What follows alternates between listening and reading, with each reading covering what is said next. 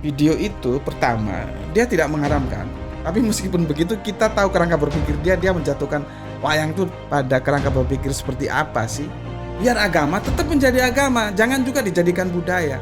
Biar budaya tetap jadi budaya, jangan dijadikan agama. Makanya ini agak remang-remang juga mengomentari. Tapi kan seandainya kita bisa ketemu, aku bisa tanya, aku supaya nggak remang-remang nih, gue pengen tahu menurut lu itu hukumnya halal atau haram?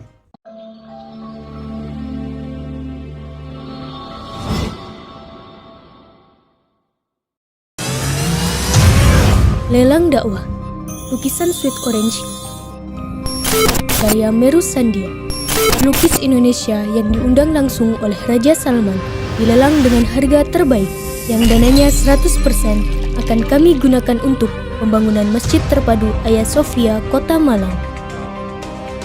Lukisan Sweet Orange ini dilelang dengan harga 25 juta saja untuk muslimin yang lebih dahulu menghubungi kami.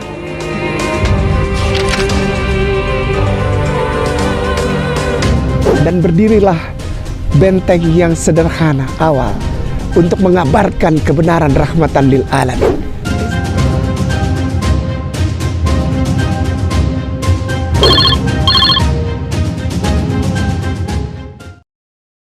Bismillahirrahmanirrahim. Assalamualaikum warahmatullahi wabarakatuh. Waalaikumsalam warahmatullahi wabarakatuh.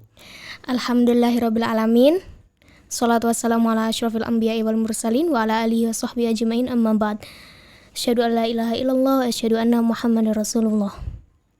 Alhamdulillah, pada hari ini kita kedatangan dua narasumber yang hebat berkunjung ke Mu'alaf Center Hagia Sophia. Di sini telah hadir yang pertama ada Gus Beti, yang kedua ada Dr. Suryadi. Assalamualaikum. Waalaikumsalam warahmatullahi wabarakatuh. Sebelum kita bincang-bincang, saya mau tanya dulu nih kabarnya dari Gus Beti. Gimana kabarnya Gus? Kabarnya alhamdulillah masih sehat, masih bisa ketemu di suasana yang katanya ada yang kron-kron itu. Oh. Tapi alhamdulillah ya sehat, cuma di sini juga sehat semua ya. Alhamdulillah. Gitulah. Kekebalan tubuhnya kuat.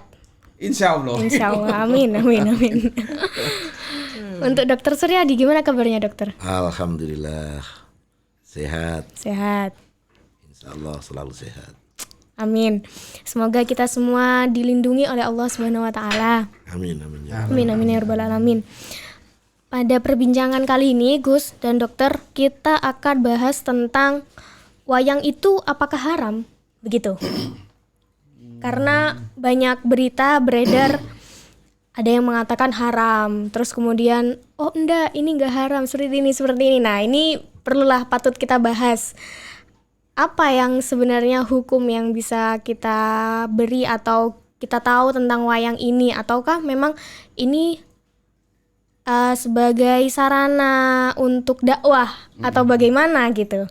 Dari Gus Beti dulu, dari perspektif kristolog dan budayawan, melihat wayang ini seperti apa dok, Gus?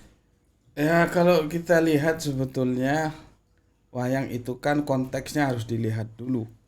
Bahwa dia itu kan hadir dalam perspektif budaya, bukan agama kan begitu. Nah, kemudian kita harus bisa memposisikan budaya dan agama itu harusnya bukan bertanding tapi bersanding gitu loh. Nah, sementara nanti kalau jatuh ke konteks hukum itu berarti nanti kalau halal haram kan itu teori hukum fikih yang masuk kan. Kita harus tahu bahwa itu kan tidak qot'i. Ketika tidak qot'i itu mau dibawa kemana aja bagus ya, mau ke majelis tarjim, mau ke Bajul Masail juga itu monggo-monggo saja, itu silakan saja. Tetapi kalau yang namanya qot'i itu cenderung nanti ada peluang untuk berbeda pendapat. Namun demikian karena ini mengasuh konteks budaya, seharusnya bersikap wise lah kalau berbicara tentang budaya, supaya kalau orang Jawa bilang banyu niki ora butek to sing dirahi ora ono gitu loh. Jangan membutekkan, cuma mengeruhkan suasana. Tapi kita harus tahu, kalau aku lihat video itu kan sebetulnya 4 tahun sudah usianya. 4 tahun yang lalu itu, bukan video kemarin sore. Artinya what happened? Ada apa sih di balik semua ini gitu?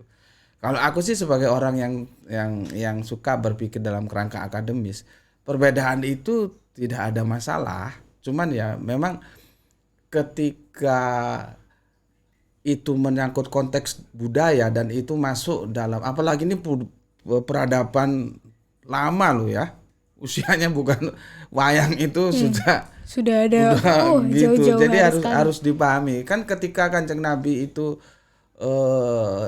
para sahabat akan berangkat dakwah kan dalam satu kisah itu juga memberikan sebuah ancer-ancer apa yang sudah menjadi milik mereka, gampangannya gitulah, itu harus diperhatikan juga selama itu tidak diametral dengan akidah gitu loh, kan begitu. Nah, sebagai contoh kan kita juga tidak bisa menafikan atau menghukumi begitu saja kan, karena konteks historisnya wayang itu sebuah karya seni adiluhung yang dengan cerdas diambil oleh Sunan Kalijogo kan untuk media dakwanya, dan alhamdulillah seperti yang kita lihat Nusantara ini bisa diwarnai oleh Islam kan begitu. Masalah nanti ada pihak yang menganggap bahwa Sunan itu cerita-cerita 9 wali itu cerita-cerita yang tidak bisa dipertanggungjawabkan, ya silakan saja, tapi harus dibahas juga, harus dibantah secara akademis. Kan itu fakta sejarah, tidak mungkin lahir di ruang kosong kan, dan itu sudah diajarkan sejak lama. Tapi dalam dunia akademis kan semuanya boleh, selama itu disampaikan secara bijak, silakan saja gitu loh. Sekarang kan pertanyaannya, lalu siapa yang membawa Islam ke Nusantara? Apakah dia dibawa angin utara tiba-tiba masuk ke Nusantara dari Mekah Madinah sana? Kan ya enggak juga gitu. Boleh. Jadi kalau misalkan tidak setuju, boleh sampaikan argumentasinya secara akademis, nanti kita bedah bareng. Kalau memang benar ya kita ambil, kalau salah ya harusnya ya ngaku salah gitu. Jadi kalau ditanyain bagaimana teori hukum fikihnya, itu memang jatuhnya nanti itu bisa jadi debatable gitu loh. Sekarang pemahamannya itu tekstual atau kontekstual, itu juga bermasalah. Seperti rokok aja lah, ini kan debatable. Ada yang bilang haram, ada yang bilang enggak, ya. Apalagi musik juga, itu kan debatable. Makanya hati-hati. Jadi kalau memang kan kita tidak bisa dong memaksakan pendapat orang harus seperti pendapat kita, kan tidak bisa. Dalam dunia akademis itu perbedaan itu sesuatu yang naturali kan, karena bacaan kita beda, kerangka berpikir kita beda, kehidupan masa lalu kita juga beda. Yang kita lihat sama-sama aja sebuah film, kita lihat sama filmnya, nanti kesimpulannya orang yang nonton bisa beda-beda.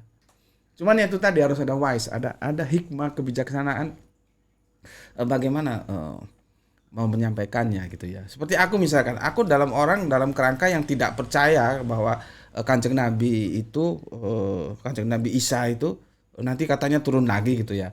Publik kan mengatakan begitu. Tapi kan aku menyampaikannya dalam kerangka berpikir akademik.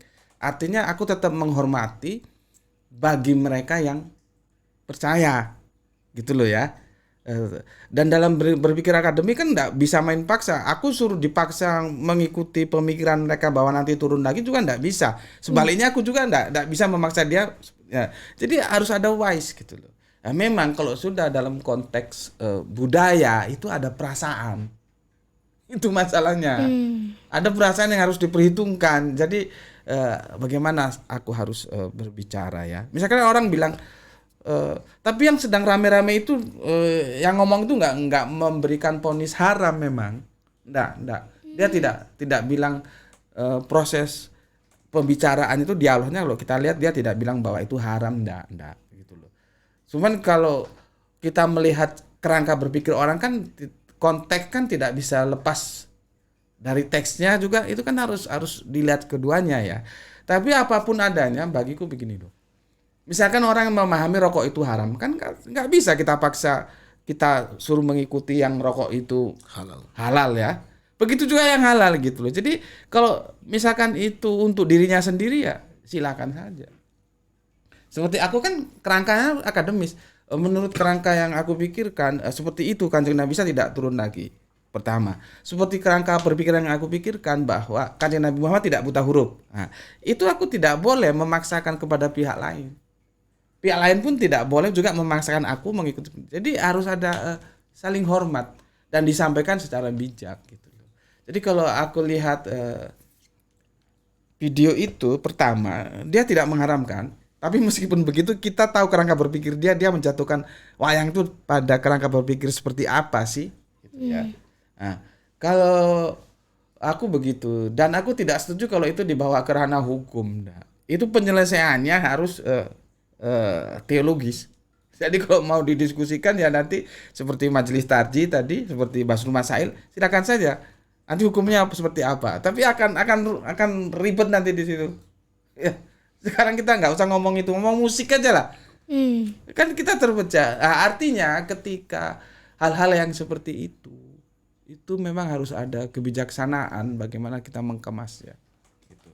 Cuman kan yang seperti itu tadi, ini kan video 4 tahun lalu gitu. Terus what happened? Ada apa di balik itu?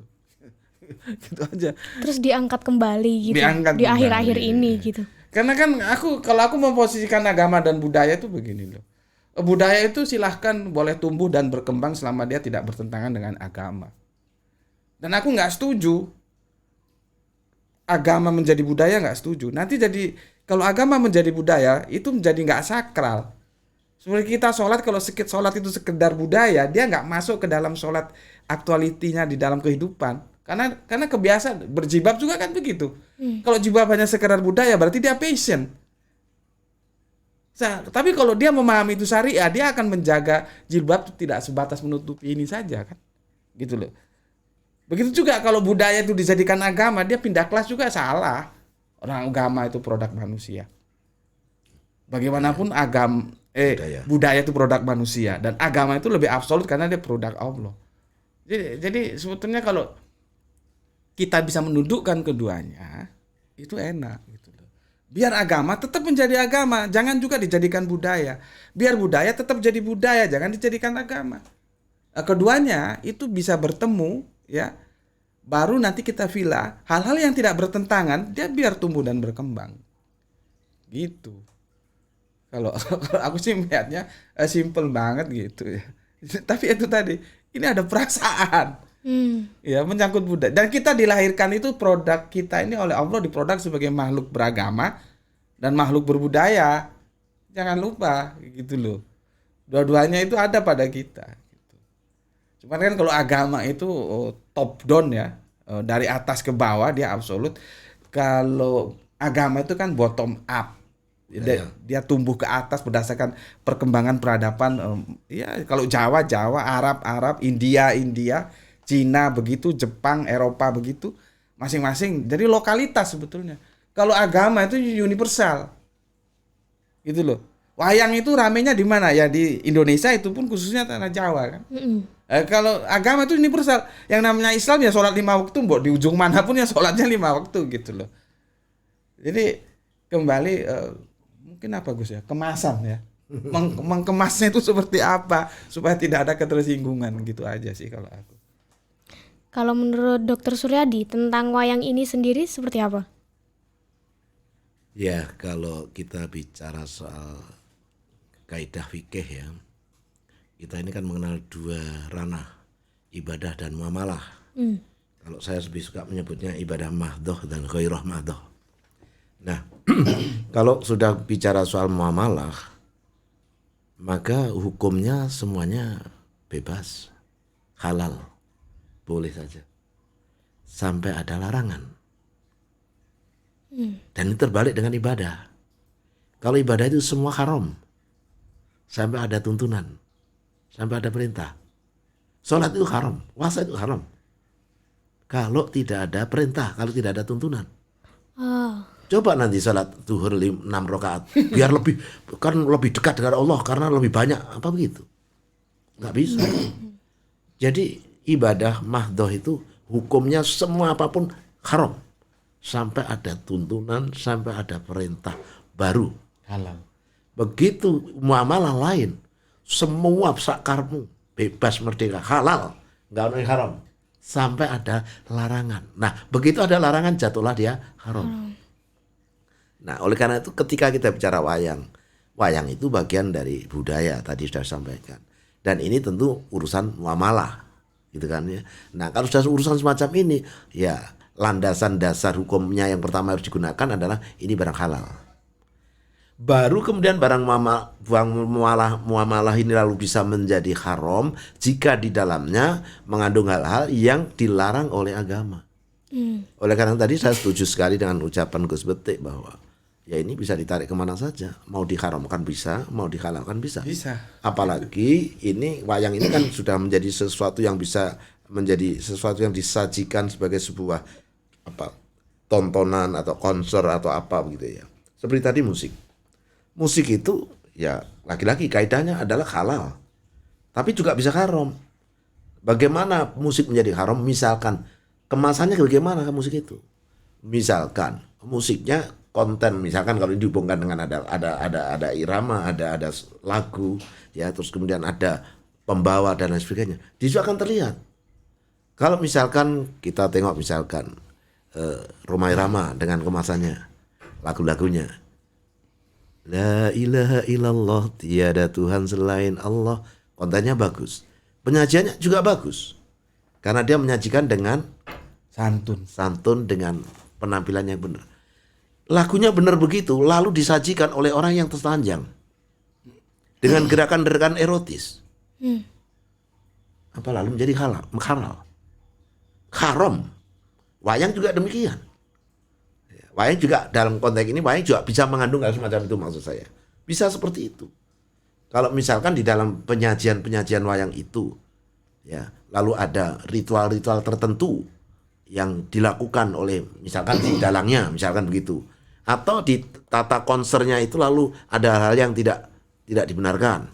Misalkan sindennya atau apanya yang kemudian ya tidak pada tempatnya. Maka itu bisa menjadi haram. Tetapi kalau kemudian wayangnya sendiri apakah haram? Kalau sepengetahuan saya, ya wayang itu dalam konteks Indonesia itu sudah diislamkan oleh tadi katakan Sunan Kalijogo. Mengapa saya katakan sudah diislamkan? Karena setahu saya wayang itu dilandasi kisah tentang sesuatu yang ada di India sana. Itu yang saya ketahui. Ya. Jadi asal muasal kisah-kisah tentang perwayangan itu adalah berasal dari India sana. Nah sehingga nama-namanya pun kalau yang kita kenali wayang kulit di Indonesia ya, di Jawa ya, misalkan itu kan ada Kurawa, ada Pendawa, lalu ada 5 orang, ada Harjuna, ada Nangkula Sadewa, Bima dan sebagainya, ada Sri Krishna dan sebagainya. Itu memang menggambarkan bahwa asal wayang itu dari India. Kalau tidak dari konteks itu. Tapi begitu di Indonesia, maka kisah-kisah wayang pun menjadi bergeser. Lalu kemudian nilai-nilai filosofis yang terkandung di dalamnya juga sudah bergeser. Jadi ada sentuhan-sentuhan nilai-nilai Islam yang dimasukkan di dalamnya, bahkan lalu menjadi media berdakwah. Misalkan saja ada kisah jimat kalimat soto. Jimat kalimat soto. Kalimat soto kalimat syahadat. Kayak gitu kan ya, asik banget itu jimat kalimat syahadat. Bahkan kalau adik tahu misalkan, di dalam Pandawa itu 5 orang lelaki ini ya, Harjuna, Puntadewa, lalu Nakula Sadewa, Bima, itu sebenarnya di situ ada kisah kisah poliandri. Karena istrinya Puntadewa itu siapa ya? Puntadewa lupa ya. Itu karena hasil lomba dimenangkan oleh Harjuna, lalu oleh ibunya Dewi Kunti itu disuruh membagi kepada semuanya. Karena ini hadiah, maka semua saudaranya harus mendapatkan yang merata. Akhirnya menjadi istri 5 orang. Ya, jadi istri ini, tapi begitu masuk Indonesia kepegang tangan Sunan Kalijogo, enggak, tapi menjadi istri Puntadewa dan tidak menjadi istri yang lain. Jadi begitu luar biasanya para Sunan ini memanfaatkan budaya ya sebagai sebuah ranah budaya yang saya sebut sebagai bagian dari muamalah, ranah yang fleksibel untuk dimainkan, maka kemudian diberi warna. Nah pewarnaan itu membuat kita lalu sekarang ini kalau lalu muncul kata-kata wayang haram, wah itu ya menimbulkan banyak masalah, banyak benturan. Haramnya di mana kalau sudah nilai-nilainya seperti itu, ya kontennya sudah seperti itu. Walaupun saya katakan tadi kan di awal bahwa kalau kemudian ini ditampilkan dengan tampilan yang bertentangan dengan syariah, ya bisa jadi haram. Ya, tadi ya, bagaimana menyajikannya seperti lagu yang seindah apapun ya, seislami apapun, kalau lalu penyajiannya kacau ya menjadi haram. Jadi duduk perkara harusnya begitu gitu loh. Jadi tidak bisa hitam putih, wayang haram, musik haram, ini haram, tidak bisa begitu, tidak bisa begitu. Loh, apakah yang mengharamkan itu nggak punya dasar? Ya tentu ada dasarnya. Cuma masalahnya dasar itu kan juga harus hati-hati. Seperti saya katakan tadi, karena dasarnya adalah kalau sudah muamalah atau ibadah ghairah mahdhah itu hukumnya halal sampai ada larangan. Lah ada nggak larangan? Misalkan musik tadi ya. Musik kita apakah ada hadis Nabi yang melarang? Ya ada. Tapi setelah saya baca rata-rata hadis itu kaitannya bukan musik berdiri sendiri. Musik dihubungkan dengan tarian, dihubungkan dengan sutra, dihubungkan dengan homer. Nah, loh, ini berarti apa? Konteksnya apa? Nah, gitu. Sementara Kanjeng Nabi pernah memerintahkan bermusik ketika hadir dalam sebuah jamuan pernikahan. Nah, gitu kan ya? Lalu kok larinya begini? Oh ya boleh, musik pokoknya hadrah. Ya, nggak kena dong, nggak kena. Musik ya musik. Soal bahwa dengan masyarakat yang berbeda ada alat musiknya gamelan, yang satu alat musiknya hadrah, itu nggak bisa dibegitukan. Kalau gitu caranya ya konyol banget. Jadi ada yang berpikir begitu ya, musik boleh asalkan hadrah. Ngawur itu, gitu loh. Ngawur. Yang nggak boleh itu musik ketika tadi ada konteks homer, konteks sutra. Sutra itu sebetulnya simbol pakaian yang semerawang. Sebenarnya begitu kan, tapi pakaian tipis yang menimbulkan hal yang nggak diharapkan kan begitu. Tarian lah, tarian juga macam-macam kan. Ada tarian perang, udah ada masalah. Kalau kemudian tarian erotis lah di situ. Jadi mestinya ya kita mesti wise lah untuk bersikap, bertindak, melihat dunia yang istilahnya masuk ranah muamalah atau ghairah mahdhah itu harus wise betul. Jangan sampai ibadah ghairah mahdhah dimahdohkan. Yang sering terjadi Mbak Mas, kasus-kasus model penghukuman semacam ini ya, itu adalah memasukkan dunia-dunia muamalah ke dalam dunia mahdhah atau ibadah mahdhah. Akibatnya haram halal, haram halal, haram halal. Padahal nggak bisa begitu ya, seperti rokok tadi. Ya. Dan nah di sini yang harus kita pegang. Ketika seseorang mengharamkan atau menghalalkan sesuatu yang sifatnya zoni semacam ini, bukan qat'i semacam ini, maka itu biasa saja. Ya. Dan tidak perlu lalu dihibohkan. Justru saya menjadi aneh, maka Gus Beri tadi bilang, what happened? Ada apa kok gini aja kok dihebohkan? Sampai Ustadz Khalid Basalamah harus minta maaf. Lalu kalau menurut saya, kalau saya jadi Khalid Basalamah, saya nggak akan minta maaf. Kalau memang dia punya sikap dan ini dengan landasannya kan gitu kan ya. Ngapain harus minta maaf? Karena dalam konteks seperti ini berbeda itu biasa. Sama ketika Muhammadiyah menyatakan bahwa rokok itu haram, ya NU nggak marah, tapi NU mengatakan no. Karena itu no smoking itu artinya kan NO smoking kan gitu kan jadinya. Kan guyonannya gitu, no smoking itu berubah menjadi NO smoking. Kenapa? Karena NO menolak itu. Dan memang kalau kita mau jujur, nas qat'i tentang rokok haram nggak ono. Tetapi kan Muhammadiyah mencoba melihat bahwa merokok itu bisa merugikan kesehatan, bisa merusak kesehatan. Kan gitu kan ya. Nah karena itu merusak kesehatan, merusak kesehatan itu kan barang terlarang. Maka rokok menjadi haram kan begitu kan ya. Tapi ini pun seperti saya katakan tadi nggak begitu serta-merta diterima oleh semua pihak karena memang apa istilah dalil qat'inya nggak ada. Itu masih masa kata zoni lah, apalagi kemudian wayang, apalagi dalam konteks Indonesia yang sudah dikemas, diwarnai dengan cara para wali. Satu contoh lagi, ada kebiasaan di masa lalu ya yang kemudian dikemas oleh para wali juga. Misalkan kalau ada keluarga yang meninggal, lalu ada selamatan 1 hari sampai 7 hari, lalu ada selamatan 40 hari, lalu ada selamatan 100 hari, lalu ada selamatan 1000 harinya. Kan begitu. Peristiwa itu terjadi di masa lalu dan kemudian yang datang di dalam peristiwa itu banyak. Nah, kedatangan orang banyak di sebuah event tertentu bagi seorang pendakwah, wah ini ruang, kesempatan untuk berdakwah. Maka kemudian diikuti, masuklah di dalamnya. Sampai hari ini pun masih dijalankan kayak itu. Padahal sebetulnya dalam konteks itu para para waliullah ini, para sunan ini sebetulnya memanfaatkan, lalu diisilah dari yang nggak jelas menjadi diisi dengan zikir, diisi dengan puji-pujian, diisi dengan doa, gitu loh. Nah, jadi itu artinya apa? Terjadi proses tanda petik, saya sebut itu islamisasi. Jadi sesuatu yang semula tidak ada makna Islamnya lalu menjadi bermakna Islam, gitu loh.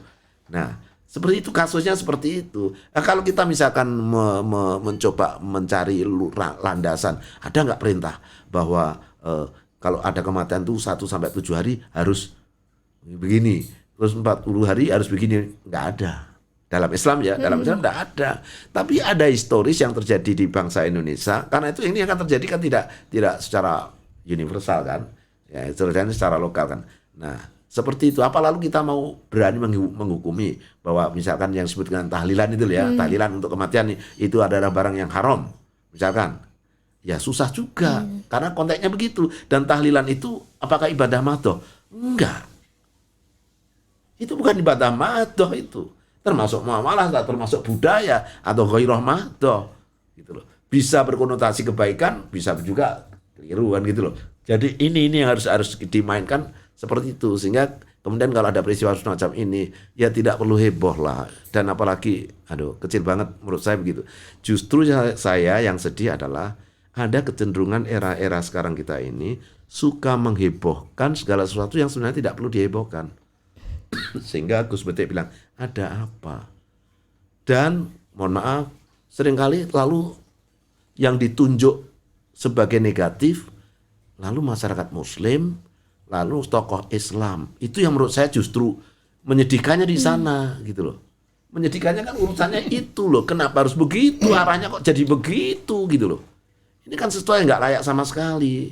Kenapa harus begitu ya? Kemarin kapan tuh kita akan berbincang tentang kasus sesajen gitu kan ya. Nah, terus diperkarakan. Loh kan sudah tahu duduk perkaranya bahwa yang membuat sesaji itu umat Islam, yang nendang umat Islam. Seperti yang saya katakan, ya nggak perlu dipermasalahkan. Yang perlu adalah diduduk perkarakan. Dan siapa yang perlu menduduk perkarakan? MUI kan gitu kan ya. Nah, mereka yang sudah terlanjur melaporkan, ya harus cabut laporannya. Nggak boleh diproses lebih jauh. Kenapa? Loh, ini nggak ada masalah. Loh kalau ada masalah akhirnya menjadi masalah, bisa katakan bahwa bagi yang menendang sesajen itu kan dikatakan sebagai bentuk amar ma'ruf nahi mungkar, dan itu perintah agama gitu kan ya, ma'ruf minkum mungkaron kan gitu kan ya. Nah, oleh karena itu kalau kemudian dia mengatakan saya kan menjalankan perintah agama, kok kemudian saya dilaporkan dan ditangkap, kan jadi masalah, melanggar Undang-Undang Dasar 45 atau pasal 29 misalkan begitu kan ya. Nah, oleh karena itu mestinya jangan sembarang hal diperkarakan, apalagi perkarakan hukum, dan jangan segala hal yang diperkarakan hukum lalu diterima sebagai perkara hukum. Jangan dilarikan ke sana. Kalau sudah semacam ini, mohon maaf, yang namanya manusia itu tidak akan pernah seragam. Karena manusia itu punya, seperti dikatakan tadi, punya pikiran yang beragam, punya latar belakang yang beragam, punya referensi yang beragam. Memang ada kesamaan, tapi juga ada perbedaan. Lah kalau semua hal harus sama, impossible, tidak akan pernah mungkin, gitu ya. Karena itu walaupun ini dikatakan dhaif ya, saya tetap menyatakan menerima bahwa perbedaan umatku adalah rahmat, ya. Perbedaan di antara umatku rahmat, itu kan hadis yang banyak orang mengatakan dhaif. Buat saya secara substantif, hadis ini adalah de facto atau realitas, sesuatu yang natural. Jadi tidak mungkin menyalahkan, karena perbedaan tidak bisa dihindari. Tapi kalau kita bicara perbedaan, jangan berarti lalu setiap hal pada diri kita lalu berbeda. Saya dengan Gus Betik banyak kesamaan, tapi juga punya perbedaan-perbedaan gitu loh. Jadi itu yang sangat natural. Oleh karena saya justru merasa era sekarang ini ada sesuatu yang agak aneh. Masyarakat kita kok suka yang enggak. Yang membawa hukum lalu kemudian bahkan lalu dibawa kepada ranah, yang mengerikan lah. Ya kemarin kan kasus sesajen, lalu ada respon kan juga, sehingga di Malang digelar apa itu? Sajen apa? Sejuta sajen. Apa itu ya? 1000 sajen. Nah, jadi ini yang menurut saya, tolong deh masyarakat jangan suasana kehidupan kita itu dirusak dengan hal-hal seperti itu. Karena perbedaan pendapat dan kebebasan berpendapat itu sesuatu yang dilindungi oleh undang-undang, sekaligus hal yang natural. Jangan mimpi hidup ini semuanya serba sama. Apalagi pada hal-hal yang muamalah, pada hal-hal yang tidak substantif prinsip. Kalau sesuatu memang menyangkut prinsip, ya memang harus diduduk perkarakan. Tidak bisa kita lalu perbedaan rahmat lalu kita terima, tidak bisa.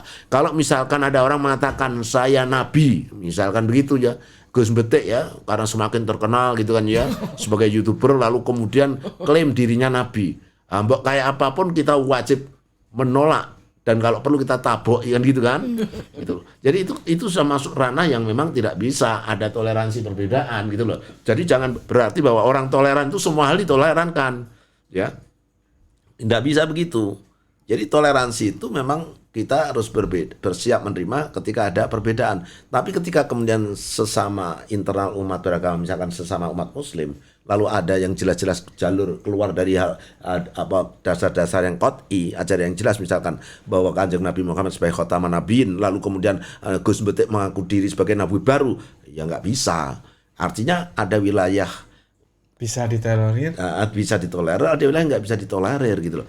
Nah, saya menyayangkan kadang-kadang umat Islam sendiri kadang-kadang kebablasan karena ingin disebut toleran, akhirnya apapun dibenarkan.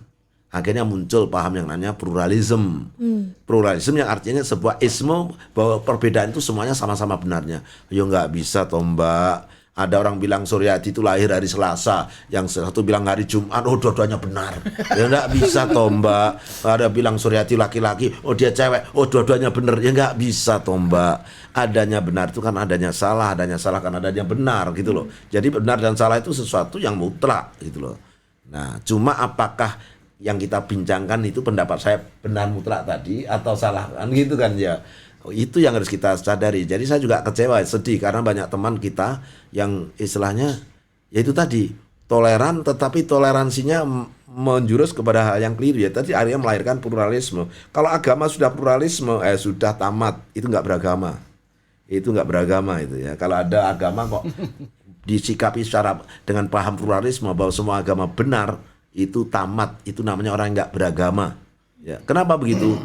Tanya sendiri kepada Bible, kepada Al-Quran, kepada Weda, kepada Tripitaka, apakah benar mereka menyatakan bahwa agamanya dia adalah sama-sama benar dengan agama lain? Tanya itu kitab-kitab suci itu. Pasti tidak begitu gitu kan ya. Pasti klaimnya agama masing-masing kitab klaimnya agama yang dibawa itulah agama yang benar. Lah kok kita dari luar kok mengatakan semua agama benar. Loh, atas dasar apa saya ngomong begitu? Ya, kan gitu. Atas dasar apa Suryati mengatakan bahwa semua agama benar, sedangkan Al-Quran tidak mengatakan begitu, Bible tidak mengatakan begitu, Weda tidak mengatakan itu. Lah itu kan ngawur. Memangnya beragama menurut pendapat. Nah itu yang saya mau sebut. Jadi kadang-kadang kita toleran itu lalu salah ruang, salah tempat, salah penerapan. Itu yang saya sayangkan. Toleransi itu sebuah realitas yang wajib kita terima. Tidak mungkin kita. Kenapa? Ada perbedaan. Lah kalau kita nggak bisa toleran, nah teman-teman terus, konflik terus, maka toleransi itu ada. Nah, tapi lah toleransi itu lihat kalau misalkan dalam konteks agama, lalu internal umat beragama itu ada batasan-batasannya. Jadi kalau Gus Betik mengaku saya seorang muslim dan saya nabi baru, ya habis tamat gitu loh, maksud saya itu begitu gitu loh. Ya, tapi kalau kemudian ada agama lain lalu punya katakan keyakinan yang berbeda, ya ini lakum dinukum waliyadinnya main, bagimu ya sudah itu urusan kamu, bagimu ini urusanku gitu loh. Jadi kita harus bisa membedakan ya internal umat beragama dan antar umat beragama itu sendiri ada istilahnya rambu-rambunya lah, sehingga dengan demikian kita jadi enak gitu. Maka kemarin ketika bicara sesaji itu saya bilang kalau yang melakukan sesajen itu umat Hindu lalu kemudian ditendang oleh umat Islam, maka itu dituntut hukum sah karena itu pelecehan penistaan agama. Gitu, itu pelecehan agama. Tapi kalau yang melakukan umat Islam, yang nendang umat Islam, nah di sini ada masalah. Masalah apa? Bahwa ada pengertian yang salah di antara umat Islam ini. Nah, di antaranya yang bikin sesaji mestinya nggak bikin, kok yang bikin gitu ya. Yang nendang mestinya tidak dengan cara tendangan, kok melakukan cara tendangan. Nah, di situ letaknya gitu loh ya. Nah, kira-kira begitu kalau menurut saya. Jadi sekali lagi ini ada kesalahan menempatkan porsi. Mestinya masuk ke mahdoh atau muamalah yang kita sebut sering dengan ucapan adalah budaya, tadi dimasukkan ke dalam sesuatu yang bernuansa ibadah mahdoh, sehingga lalu munculnya haram halal, semua hal lalu haram halal. Padahal tidak harus begitu. Saya kira itu.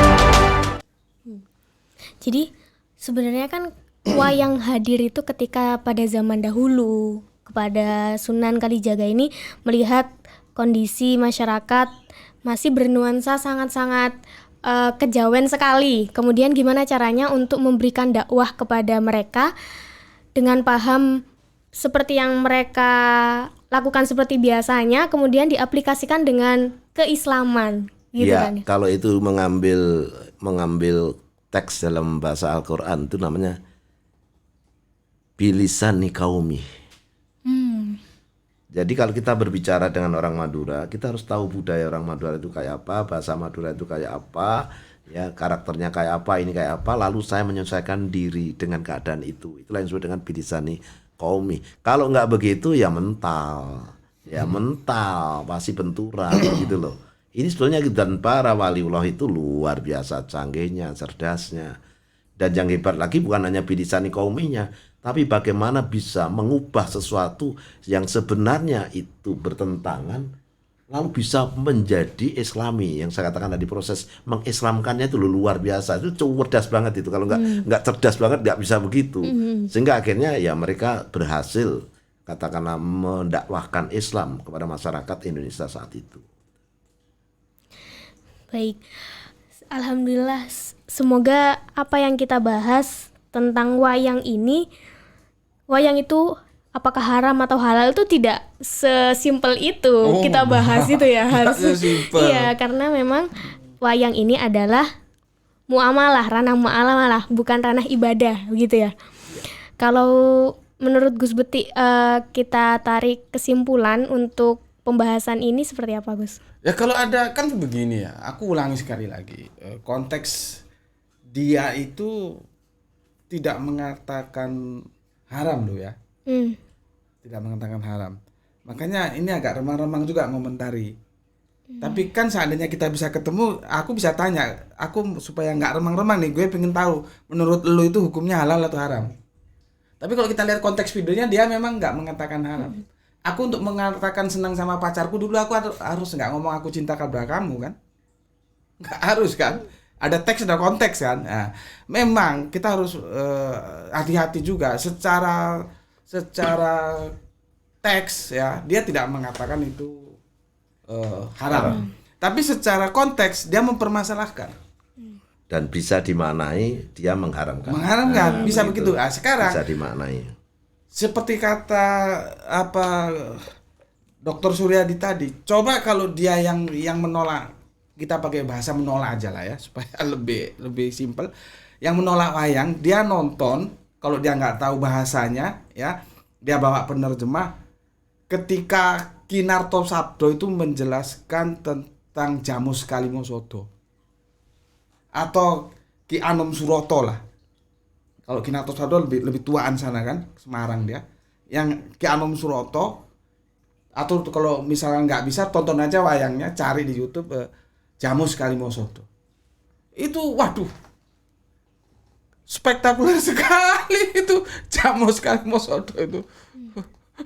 Aku yang terpesona itu ketika Werkudara masuk ke dalam laut kan, terus diikuti, terus ayo kamu masuk ke telingaku. Apakah aku bisa masuk ke telingamu? Jangankan kamu, dunia aja bisa masuk ke telingaku. Itu tasawuf tingkat tinggi itu. Jadi makanya aku bilang tadi tidak sesederhana itu gitu loh. Lihat, jadi gini loh ya. Pertama seperti kata Dr. Suryadi, wayang kita beda dengan wayang India. Gampangnya saja India nggak punya ponokawan. Ya. Petro, Semar Gareng. Semar Gareng, Petro, Bagong. Bagong. Itu ndak ada di sana. Itu loh. Sekarang ndak mungkin lah seorang Sunan dia mau mendakwahkan Islam dengan menggunakan tools ya, yang itu bertentangan dengan Islam. Itu logika itu masuk nggak? Ndak mungkin kan? Jadi yang namanya tools itu tergantung penggunaannya. Wayang itu kan hanya sekedar tools, instrumen, alat kan. Dulu Sunan tuh cerdas, dia berpikir, wah ini kok seperti tadi kata Gosok, ada orang 10 hari, 40 hari itu sisa-sisa masa lalu kan. Wah ini orangnya ngumpul. Yang namanya dakwah itu pasti berbicara tentang publik. Ini ngumpul, artinya dimanfaatkan ke pengumpulannya itu. Jamaahnya itu. Dulu seni kita harusnya lihatnya itu nggak kekinian. Wayang Keduluan. itu termasuk Wayang itu termasuk yang populer. Massal. mass culture itu. Mass culture artinya ketika kita dakwah di situ yang nonton banyak gitu loh. Iya kan? Jadi kembali tadi, lihat dulu jangan sembarangan. Gitu. Karena nanti bisa jadi masalah. Seperti misalkan aku punya pedang ya, tergantung. Kalau untuk motong leher orang ya salah, tapi kalau untuk motong kambing kan enggak gitu loh. Jadi wayang itu hanya sebagai alat saja gitu ya. Dan itu dimanfaatkan secara cerdas oleh Sunan Kalijogo untuk berdakwah. Gitu aja. Terus masalahnya di mana? Gitu. Tapi seperti tadi, kalau aku berpikir di kerangka akademis, kalau dia punya pemahaman bahwa itu hukumnya A atau B, ya itu hak dia, terserah saja. Cuman aku juga nggak setuju kalau itu terus dibawa ke ranah hukum. Aku kalau memang mau diselesaikan, dan juga seharusnya nggak tahu ya, dia seharusnya tidak minta maaf kalau dia punya argumentasi kuat. Ajukan saja argumentasinya apa, berani diuji secara publik. Nanti kita panggilkan para fuqaha itu pakar fikih. Ini sudah rumahnya gimana gitu. Karena orang itu ya dihukum itu nggak merubah mindset loh, nggak merubah. PKI dulu di Pulau Buru itu 20 tahun. Apakah setelah keluar dari Pulau Buru terus otaknya itu nggak PKI lagi? Enggak. Fisik itu enggak. Fisik bisa dihukum tapi otak nggak bisa. Tapi kalau kita jelaskan bahwa Nusantara itu yang sekarang menjadi Indonesia itu, Pancasila itu begini, itu bisa berubah orang. Begitu juga tentang wayang. Kalau kita jelaskan dengan cara seperti ini, kami menjelaskan, dia nonton gitu, itu bisa berubah kerangka berpikirnya. Tapi kalau misalkan, tapi jangan sampai ya, terus dia dihukum 2 tahun kena. Apakah setelah keluar dari penjara terus dia bilang wayang itu nggak bermasalah? Nggak bisa. Gitu loh. Jadi seharusnya pertarungan kita itu pertarungan akademis. Gitu loh.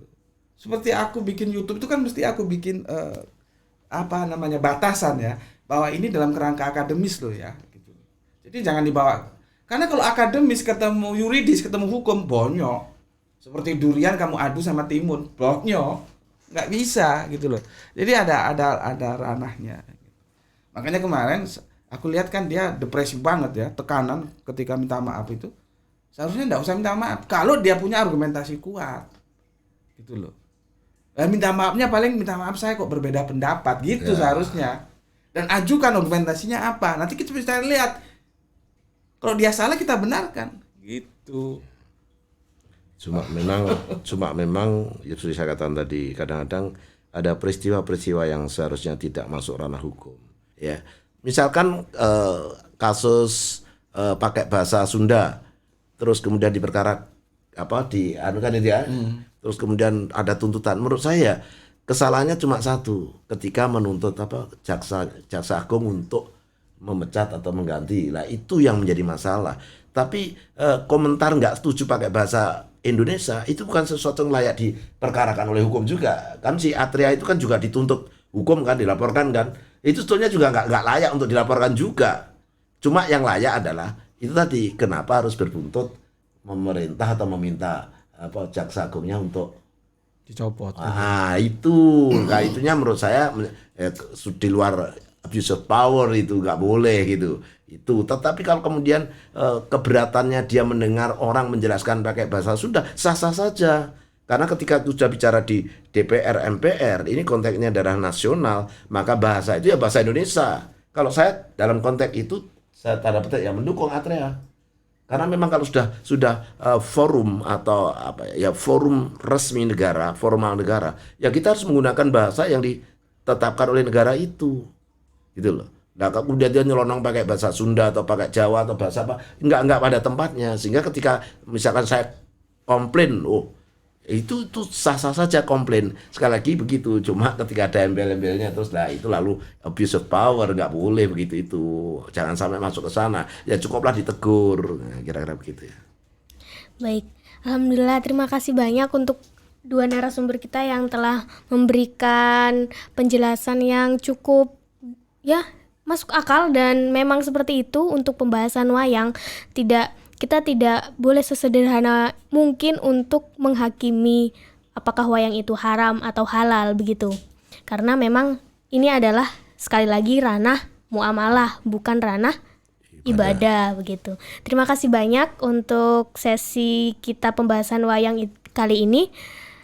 Saya akhiri. Wassalamualaikum warahmatullahi wabarakatuh. Waalaikumsalam warahmatullahi wabarakatuh. wabarakatuh.